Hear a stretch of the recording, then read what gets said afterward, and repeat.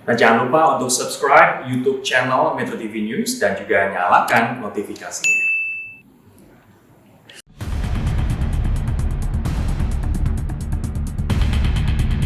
Ini Pak Mendagri, urusan yang berkaitan dengan klaster pilkada ini betul-betul ditegasi betul, diberikan ketegasan betul. Polri juga berikan ketegasan mengenai ini. Aturan main di pilkada, karena jelas di PKPU-nya sudah jelas sekali.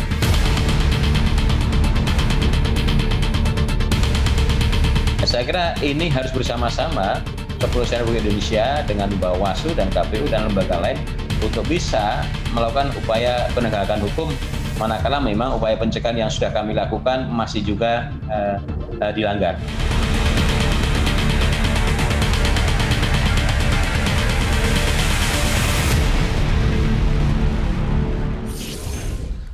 Pasca menerima pendaftaran pasangan Cagup-Cawagup Gresik, Jawa Timur di Pilkada serentak sepekan lalu, Ketua KPU Gresik Ahmad Roni dinyatakan terpapar COVID-19. Ahmad Roni saat ini sedang menjalani isolasi mandiri. Ketua KPU Gresik Ahmad Roni dinyatakan positif terpapar COVID-19 setelah melakukan tes usap atau swab test di Rumah Sakit Dr. Sutomo, Surabaya 8 September lalu. Komisioner KPU Gresik Elvita Yuliati mengatakan kondisi Ketua KPU Gresik Ahmad Roni dalam kondisi sehat dan tidak ada tanda-tanda gejala. Meski Ketua KPUD Gresik positif COVID-19, aktivitas maupun tahapan pilkada di kantor KPU Gresik dipastikan tidak akan terganggu dan berjalan dengan normal. Sebab masih ada 4 komisioner lainnya yang akan menjalankan fungsi dan tugasnya masing-masing. Akibat dari Ketua KPU Gresik positif COVID-19, sebanyak 36 orang petugas mulai dari komisioner, sekretaris, anggota, dan PNS di lingkungan KPU Gresik langsung menjalani rapid test dan swab, namun hasilnya belum keluar. Tapi meskipun Pak Roni terkena atau terdeteksi COVID-19, tanggal 8 pagi beliau dapat informasi dari Rumah Sakit Dr. Sutomo. Tetapi karena kondisi dan kondisi fisik dan sebagainya tidak ada tanda-tanda gejala dan sebagainya seperti orang sehat. Jadi kita juga ya akan berpikir ke sana. Kita semua sehat, tidak ada kelihatan, tidak ada gejala apapun. Tahu-tahu ada informasi bahwa Pak Roni terdeteksi COVID-19. Desakan penundaan pelaksanaan Pilkada Serentak 2020 muncul dari sejumlah pihak. Itu tidak lepas dari kasus positif virus corona di Indonesia yang terus meningkat. Apalagi belakangan kandidat dan petugas pilkada ikut tertular.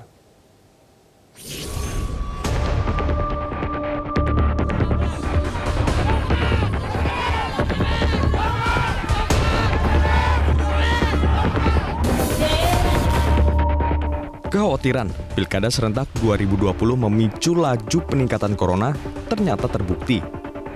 Data terakhir menyebut 60 kandidat pilkada positif COVID-19, begitu juga puluhan penyelenggara.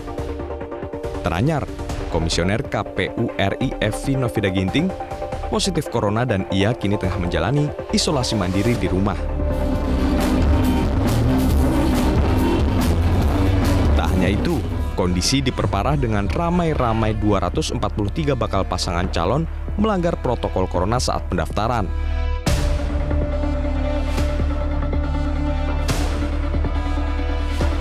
Dalam rapat kerja antara DPR dengan pemerintah dan penyelenggara pemilu, kekhawatiran munculnya klaster corona pilkada masih disikapi dengan mempertimbangkan untuk membuat sejumlah sanksi berupa diskualifikasi sampai hukuman pidana.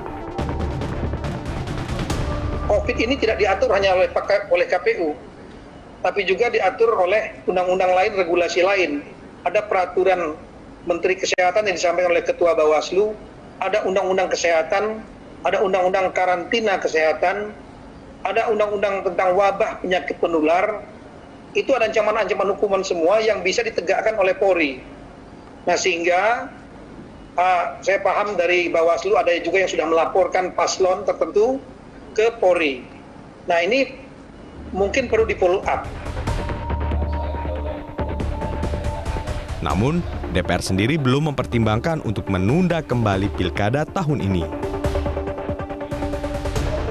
Melihat peristiwa banyaknya pelanggaran terhadap protokol kesehatan COVID-19 dalam tahapan pendaftaran pencalonan 4-6 September 2020, Komisi 2 DPR RI meminta Menteri Dalam Negeri, KPU RI, Bawaslu RI, dan DKPP untuk merumuskan aturan penegakan disiplin dan sanksi hukum yang lebih tegas pada seluruh tahapan penyelenggaraan Pilkada Serentak 2020 sehingga dapat menjamin keselamatan peserta, penyelenggara pemilu, dan pemilih.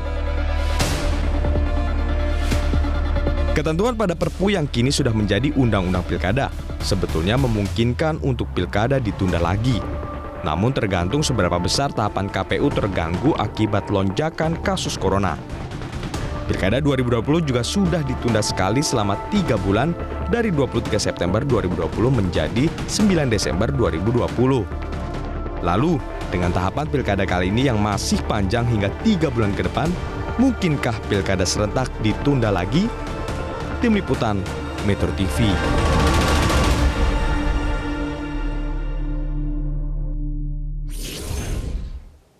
Ya, lonjakan kandidat dan petugas yang tertular COVID-19 jumlahnya terus bertambah. Situasi ini pun membuat publik mempertanyakan urgensi penyelenggaraan pilkada di tengah pandemi. Haruskah ajang pesta demokrasi ini ditunda kembali? Kita akan mengulasnya bersama Ketua Komisi 2 DPR RI Ahmad Doli Kurnia dan mantan Komisioner KPU RI Hadar Nafis Gumai. Selamat malam Bapak-Bapak, Pak Doli dan juga Pak Hadar. Selamat malam. Selamat malam. Waalaikumsalam warahmatullahi wabarakatuh. Kita ke Pak Doli terlebih dahulu. Pak Doli, kita hanya bicara soal sanksi hukum. Banyak orang meragukan sanksi itu. Apakah kemudian tidak sebaiknya ditunda saja? Ini pertanyaan banyak orang terkait ini, Pak Doli. Silakan. Iya, saya kira kan ketika tahapan pilkada serentak kemarin ditunda kemudian dilanjutkan, ini kan tentu cukup matang. Ya, banyak hal, banyak variabel yang diperhitungkan oleh pemerintah dan kemudian kita di DPR. Nah, berkaitan dengan soal ketidakpastian, soal kapan berakhirnya pandemi ini, kemudian agenda-agenda yang sudah diatur sedemikian rupa itu akan terganggu ya, di tengah tidak kepastian ini. Oleh karena itu, yang paling mungkin kita lakukan adalah bagaimana tahapan ini tetap berjalan, tetapi tetap kita monitor, ya.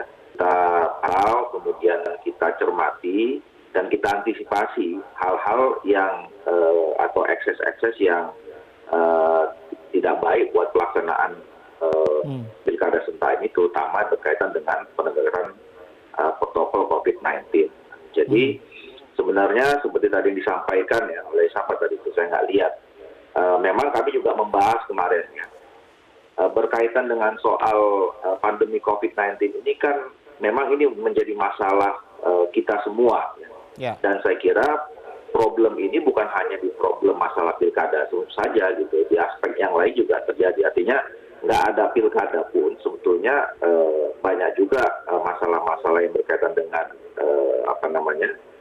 ketidakdisiplinan. Ya, tapi pilkada berpotensi menimbulkan klaster baru, yakni klaster pilkada, Pak Doli. Dalam rapat evaluasi penyelenggaraan pilkada kemarin, apakah DPR tidak merasakan bahwa suasana pilkada saat pandemi ini dalam situasi gawat, Pak Doli? Justru kemarin kami mengambil inisiatif, ya, Komisi 2 itu mengambil inisiatif untuk melaksanakan rapat kerja. Kita mengundang Menteri Dalam Negeri, Ketua KPU, Bawaslu, dan DKPP melihat ya, peristiwa pada saat pendaftaran ya, 4-6 September kemarin yang banyak sekali kerumunan-kerumunan massa pada saat pengantaran pendaftaran calon itu yang tidak memenuhi protokol kesehatan COVID-19. Nah, makanya oleh karena itu kita kemarin evaluasi dan kita meminta kepada pihak penyelenggara bersama juga Kementerian Dalam Negeri, pertama untuk terus mengkoordinasikan langkah-langkah sosialisasi, kemudian memberikan informasi akan pentingnya bagaimana kita memakai masker, menjaga jarak, dan seterusnya. Kemudian yang kedua, kita ingin memang ada tindakan yang tegas, ada penegakan disiplin atau sanksi hukum yang tegas ya terhadap pelanggar terhadap protokol COVID-19 ini, terutama di dalam pelaksanaan pilkada serentak. Dan itu dasar hukumnya ini sudah banyak seperti yang tadi disampaikan. Ya. Sebelumnya ada undang-undang. Baik, kita ke Pak Hadar. Pak Hadar, dengan belajar tadi juga sudah dievaluasi katanya oleh Pak Doli dengan belajar dari pendaftaran, proses pendaftaran kemarin, penyelenggara dan penegak hukum siap nggak sih menggelar pilkada saat pandemi, Pak Hadar? Saya kira tidak ya, itu bukti yang nyata betul ketidaksiapan. Bahkan ini menunjukkan keputusan yang terlalu terburu-buru pada saat pemerintah, KPU, dan DPR untuk menetapkan melanjutkan beberapa waktu yang lalu. Dan sekarang terbukti bahwa kita tidak siap. Dari segi aturan pun, kalau tadi dikatakan bisa menerapkan ada aturan pidana dan seterusnya, kemudian juga KPU bisa membangun peraturan yang bisa membatalkan dan seterusnya, saya kira itu cara yang sederhana sekali melihatnya ya. Karena apa? Sebetulnya yang lebih penting sekarang ini bagaimana supaya kita bisa menahan diri dan menciptakan masyarakat kita itu tidak berkumpul di dalam pilkada. Kalau kita kemudian pendekatannya kepada ya nanti bisa dijatuhkan sanksi, dibuat peraturan, apalagi di level peraturan KPU, kita hanya berpikir terhadap kelanjutannya, apa yang bisa dilakukan dari yang melanggarnya. Padahal kita bicara tentang penyebaran COVID-19 ini, itu kan terjadi pada saat pertemuannya, gitu. Itu yang harus menjadi fokus pertama. Jadi pertanyaannya, bisakah kita menahan, mengata diri untuk tidak banyak berkumpul? Nah, saya kira di situ persoalannya. Menurut saya sulit ya, mohon maaf saya harus mengatakan ini, sulit buat masyarakat kita. Tadi Pak Doli juga mengatakan tidak pilkada, keseharian pun itu sudah banyak terjadi. Tetapi tentu kita bisa katakan apalagi dalam pilkada karena ada ruang-ruang, waktu-waktu untuk pertemuan-pertemuan tersebut gitu. Baik. Oleh karena itu, ini harus ditunda dulu, di-stop dulu, ditata kembali, kita melakukan apa. Jadi, bayangan saya sebaiknya lanjutan ini, pilkada kita, tahapan-tahapan lanjutan ini, itu jangan lagi kita buka ruang adanya pertemuan-pertemuan.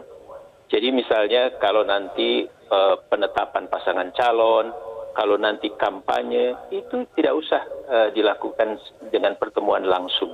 Karena kita ini sulit untuk bisa menahan diri untuk tidak berkumpul. Dan bahkan menurut saya, pasangan-pasangan calon dengan timnya itu memang sengaja untuk mengajak berkumpul. Karena mereka menghitung bahwa ini adalah suatu keuntungan untuk mengarah kemenangannya di dalam pilkada. Jadi memang ada sesuatu yang harus kita ralang betul dari awal dengan peraturan yang betul-betul kuat landasannya. Pak Hadar, ini pertanyaan yang mungkin jawabannya bisa dijawab nanti usai jeda, Pak Hadar. Tahapan masih panjang, ada penetapan calon, kampanye, hingga pencoblosan dan lain-lain. Mana tahapan yang paling berpotensi menyumbang lonjakan penularan? Nanti kita akan membahasnya usai jeda. Tetaplah bersama kami pemirsa di Prime Time News.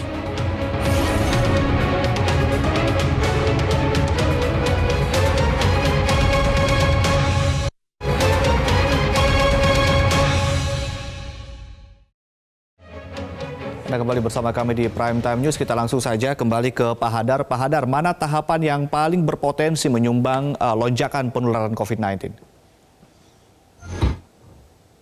Kampanye ya, walaupun dalam waktu dekat tanggal 23 nanti akan ada penetapan, biasanya mereka berkumpul, mereka bergembira, mereka melaunching sebagai pasangan calon. Tetapi yang lebih berpotensi lebih besar adalah pada saat kampanye. Karena di dalam model pengaturannya sekarang, di masa pandemi ini masih dibuka ruang kampanye untuk tatap muka, dialog, bahkan rapat umum dan pertemuan yang besar. Sekalipun itu jumlahnya dibatasi. Tetapi lagi-lagi, apakah memang kita mampu membatasi? Kita mampu mungkin membatasi pada ruang pertemuan tersebut, pada tempat pertemuan tersebut, tetapi masyarakat pendukung lain yang berkumpul di sekitar, di dekatnya itu kan akan sangat sulit. Jadi menurut hemat saya pada situasi-situasi sekitar kampanye itulah yang potensi berkerumunnya banyak, yang memang dalam menerapkan protokol COVID-nya sangat sulit. Oleh karena itu menurut hemat saya perlu pengaturan kampanye yang justru sekarang menghilangkan pertemuan-pertemuan langsung tersebut. Dan itu perlu perubahan bahkan sampai level undang-undang menurut hemat saya. Nah, di sinilah sebetulnya dibutuhkan waktu untuk menyetopnya dulu, menundanya dulu, buatlah peraturan yang kokoh. Karena kalau kita mau mengandalkan peraturan KPU saja, sebetulnya KPU ingin kemarin melakukannya, tetapi tidak cukup landasan. Jadi kalau mau ada sanksi misalnya terhadap pembatalan pasangan calon kalau melakukan pelanggaran protokol COVID tersebut misalnya, itu tidak bisa untuk membatalkan karena di undang-undang itu pembatalan itu hanya terbatas terhadap hal-hal tertentu, bukan yang terkait misalnya yang kita hadapi sekarang, pelanggaran terhadap praktek atau penerapan protokol kesehatan melawan COVID. Nah, jadi dibutuhkan jeda waktu, mari dibenahi dulu, putuskan apa yang kita perlu ambil, mari kita benahi aturannya yang kokoh, barulah kemudian kita lanjutkan lagi.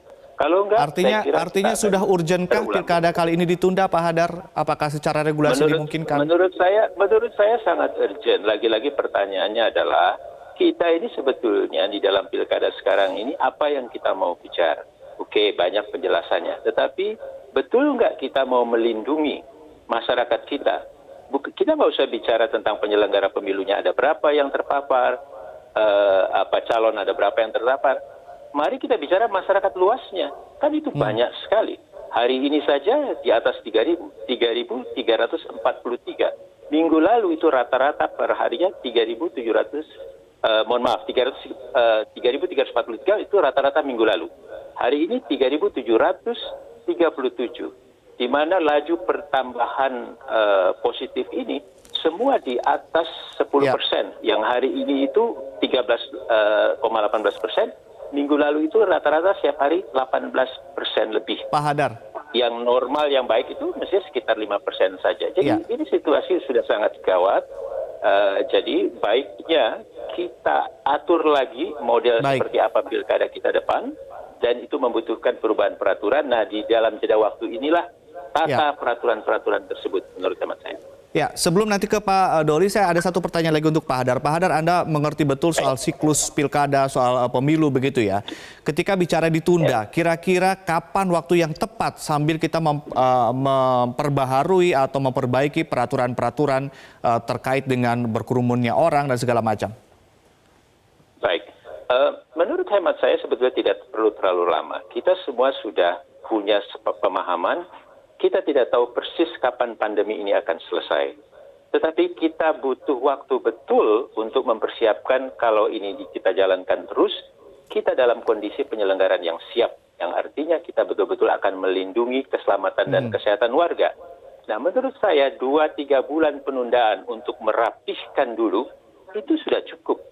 Tentu kembali kepada pihak-pihak yang punya otoritas. Pak Doli, sebagai pimpinan Komisi 2 punya otoritas membuat perubahan undang-undang.